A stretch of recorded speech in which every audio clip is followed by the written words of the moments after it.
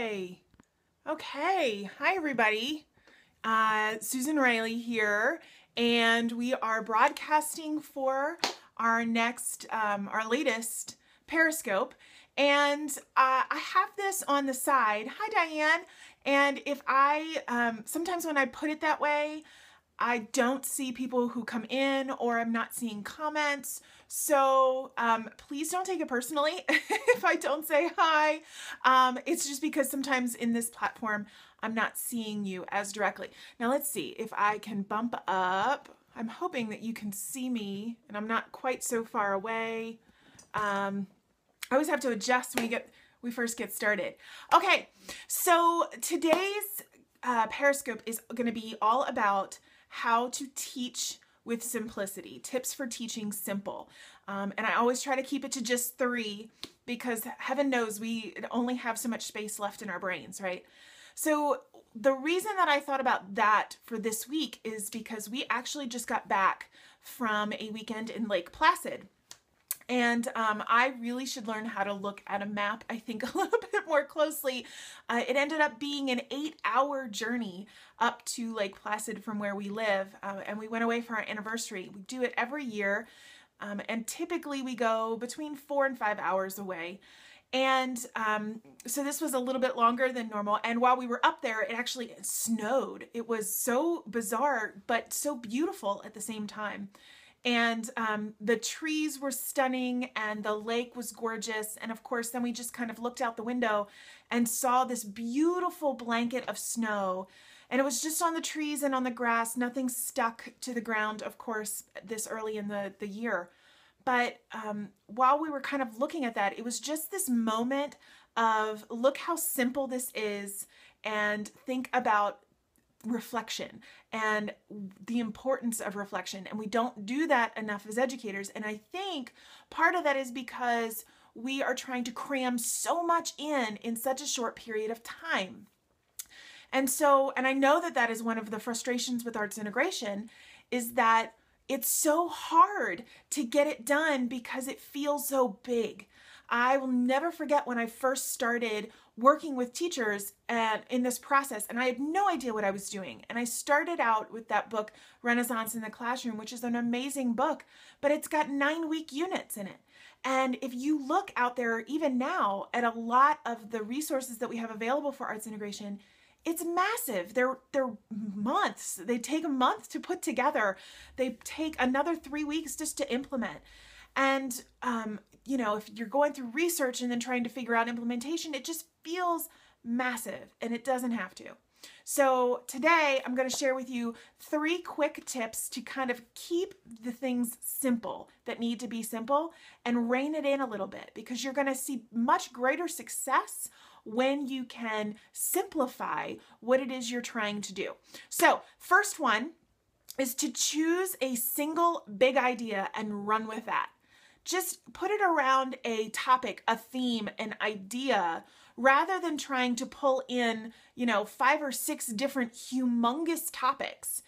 Think of one piece that's going to really benefit you the most and start there. So right now, there is a wonderful kind of initiative going on called the K-12 Art Challenge. So it's open to everybody. You don't have to be an art teacher, but what's great about it is that it's almost like a reflection piece. If you go onto Twitter, if you hashtag K-12 Art Challenge, you'll see people who are participating, and they're working through each challenge and then taking a picture of what they've created and posting it on Twitter, almost like a reflection piece. But what's great is that this month, Nick Hahn is running it. She is the founder of the blog Mini Matisse. And her whole idea is to do it around artist trading cards. So an artist trading card is like a baseball card, but you create something artistic surrounding a topic on that 2.5 by 3.5 piece of paper or cardboard. And then you create on it, and then you trade it with somebody else. And so it's kind of like you're trading baseball cards, but you're doing it with artwork. So what Nick has done is that every week she's chosen a topic, or I think it's every week, maybe it might be every day, I'm not sure. But if you go on and take a look, she's picking a topic, and that is what you're creating around. So for instance, right now, I think I saw the topic is subject. So you're going to create an artist trading card around the idea of a subject. So you're not thinking about line, you're not thinking about texture, you're really just focused on that one piece. And I think that's really helpful when we're looking at doing integrated lessons. Go for the simplest idea that you can, and you will find some unique ways to really help that blossom. So start there. Start with a single big idea and use that as kind of the focal point for your lesson. Tip number 2 is to think like an editor. Get out your red pen when it comes to planning. And I want you to be brutal when it comes to planning your lessons. Because here's typically what we do as teachers. We get really excited and we start brainstorming all of these wonderful ideas that we've got. Right? And let me know if this sounds familiar to you. We start thinking about, oh, I could pull this in and I could do this and I could add this piece and this looks really cool. And you know, it's the end of October, so I definitely should do something with Day of the Dead or maybe even Halloween. And maybe we should be looking at zombies because that's a huge piece right now in pop culture. And our minds start to go every which way. And we start trying to pull all of these things in. And it's normal. It's completely normal. But here's what happens when you do that. You do one of two things. You either create the lesson, and I'm seeing some hearts there. Yeah, some of you get that, right? That it's, you know, you have this humongous piece that everything, it's the ideas that just keep spurring, right?